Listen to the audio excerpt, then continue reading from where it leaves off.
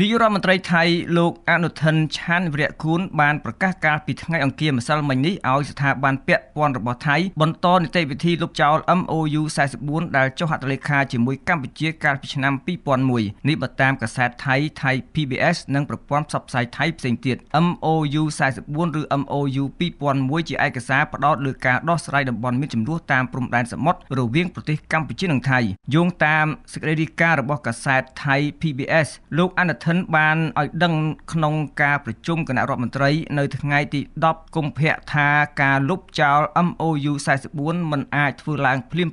ក្នុងរដ្ឋាភិបាលថៃបច្ចុប្បន្នបានទេពលគឺត្រូវការពេលវេលាច្រើនទៀតចំពោះលោកអនុทิនការដោះស្រាយបញ្ហាក្នុងតំបន់ចំនួនក្នុងដែនសមុទ្ររវាងប្រទេសទាំងពីរតាមរយៈ MOU 44គ្មានវឌ្ឍនភាពសោះឡើយដូច្នេះការបន្តរក្សា MOU 44នេះជាមួយកម្ពុជាគឺគ្មានប្រយោជន៍គួរជ្រាបថាមហិច្ឆតាចង់លុបចោល MOU 44ជាមួយកម្ពុជាគឺជាអ្វីដែលគណៈបកភូមិใจថៃរបស់លោកអនុทิនបានសន្យាក្នុងយុទ្ធនាការឃោសនាបោះឆ្នោតថ្នាក់ជាតិថៃថ្ងៃទី8កុម្ភៈនៅពេលអ្នកកាសែតថៃចោទសួរថាតើគណៈរដ្ឋមន្ត្រីមានអំណាចក្នុងការលុបចោលMOU នេះដែរឬទេលោកអនុทิនបានឆ្លើយតបថាគ្រប់យ៉ាងនឹងត្រូវធ្វើឡើងតាមផ្លូវច្បាប់តាមកាសែតថៃ PBS ដល់ដែរលោកអនុทิនឆានវិរៈគួនក៏បានប្រាប់ក្រុមអ្នកគាំទ្រខ្លួនថាកិច្ចព្រមព្រៀងបែងចែកផលប្រយោជន៍ 50-50 ដែលបានពីធនធានសមុទ្រតាម MOU 44នេះក៏នឹងលែងស្ថិតលើតុចរចាជាមួយកម្ពុជាទៀតដែរសូមដឹងថា MOU 44ឬ MOU